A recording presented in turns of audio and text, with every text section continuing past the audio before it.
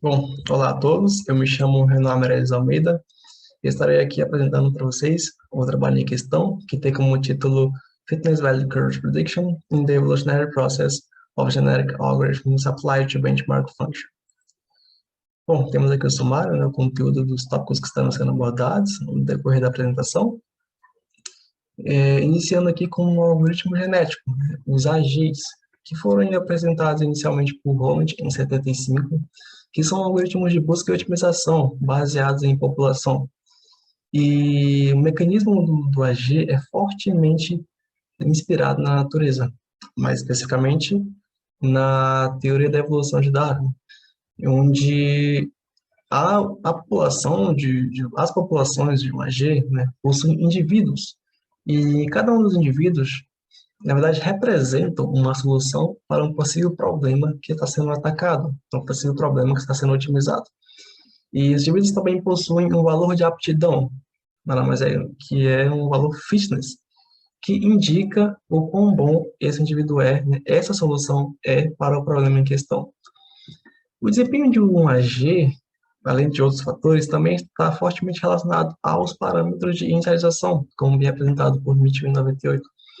E os principais parâmetros de inicialização de um AG se dão pelo tamanho da população, os percentuais de cruzamento e mutação, elitismo e um critério de parada, que comumente é adotado como uma geração de parada.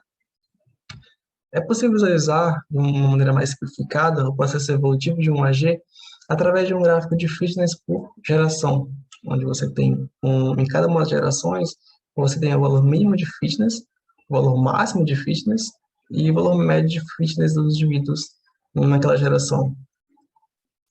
Então, o objetivo desse trabalho está principalmente na geração dessas curvas, dessas três curvas de valores fitness da execução de um AG. Isso tendo apenas em mãos os parâmetros de inicialização. Essa abordagem não é nova, é recente, foi apresentada em um trabalho anterior, em Almeida 2021. Entretanto, neste momento, objetiva-se aplicar essa abordagem em um problema, em uma função de benchmark n-dimensional, uma função de parâmetros reais. A função em questão é a função Sheffield, como é apresentado aqui nesse trabalho de 2017. Bom, existe uma grande diversidade de trabalhos que implementam um determinado tipo de grau de predição de fitness. Porém, muitos deles se voltam para a otimização de parâmetros, bem como aproximação e criação de metamodelos como alternativas para funções de fitness, para o cálculo de funções de fitness originais. Então, como mencionado anteriormente, esse trabalho é uma extensão de um trabalho anterior, de Almeida em 2021, onde a principal lacuna desse trabalho em questão se dava no problema atacado, que foi uma função unidimensional, não realista no contexto de otimização, meteorística, algoritmos evolucionários, algoritmos genéticos, e neste momento, então, aplica-se uma função mais complexa, um contexto mais realista, né? Uma função de benchmark n-dimensional. Bom, para desenvolvimento desse trabalho, foi necessário inicialmente a definição das features e das targets do modelo, que foram definidas como os parâmetros. As features são os parâmetros de inicialização, com a adição do domínio da função, né, do problema em questão, e também a geração atual. Dessa forma, o modelo consegue inferir os fitness máximo, médio e mínimo de uma geração específica, com a adição desse parâmetro, certo? E aqui na figura 2 temos a função em questão, né, uma representação aqui, uma plotagem dela, dessa superfície, para a sua versão com duas dimensões. E aqui temos a sua expressão matemática. Bom, foi necessária a criação de um dataset, devido à ausência de uma base de dados pública, pelo menos, desse tipo de informação. Então, para a geração desse dataset, foram definidas 1.000 execuções, ou seja, 1.000 configurações de parâmetros foram uniformemente randomizadas sobre uma determinada restrição de intervalo, podemos dizer assim, onde aqui nós temos aqui um foco para o domínio da função, onde temos aqui os domínios adotados comumente pelos trabalhos que utilizam essa função, que é entre -500 e 500. E, a feature do geração atual é gerada dinamicamente, à medida que as execuções vão sendo manifestadas, as gerações atuais vão sendo preenchidas, bem como os features, é, a- os targets, né, que são os fitness de cada geração. Bom, aqui nós temos que dar enfoque para a diferença nos valores adotados atualmente dos valores adotados originalmente no trabalho anterior.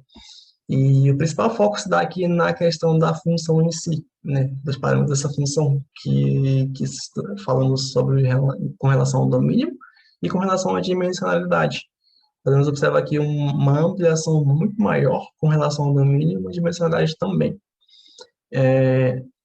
Foram expandidos também os parâmetros aqui para a definição do tamanho da população e para a geração de parada. Por fim, para finalizar a metodologia, o modelo escolhido foi o modelo de floresta aleatória, né, o Random Forest, e também para a teste, né, desse trabalho foi definido duas configurações, que é a configuração C1 e a configuração C2. Temos aqui as principais diferenças entre elas destacadas em negrito, onde podemos ver aqui diferenças no domínio da função, né, totalmente diferente uma da outra, bem como questões de tamanho da população e percentuais de cruzamento.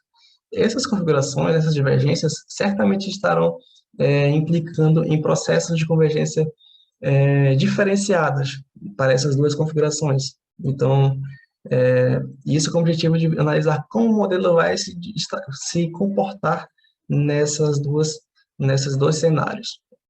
Entretanto, o modelo precisa dar features para cada geração.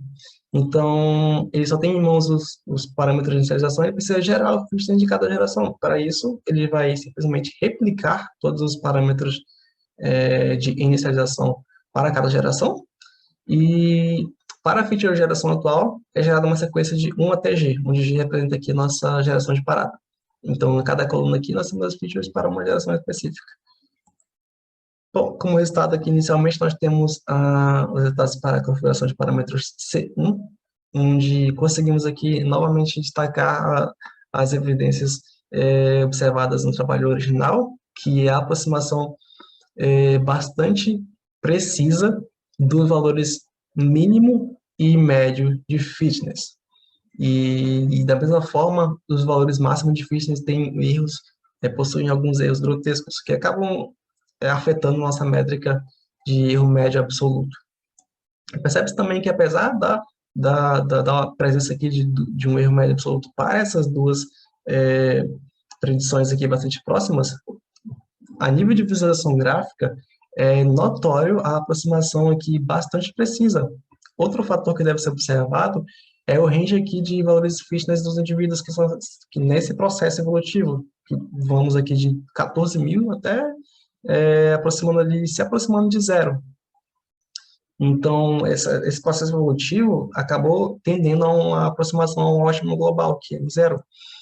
Já nesse segundo caso, para a configuração de parâmetro C2, o modelo conseguiu prever que essas configurações iriam tender o algoritmo a convergir para um ótimo local, que converge para algoritmos com fitness em 4.000, com valor de 4.000. Então, percebe-se que novamente, os valores médio e mínimo se aproximaram com bastante precisão dos valores originais e os valores máximos de fitness nem tanto.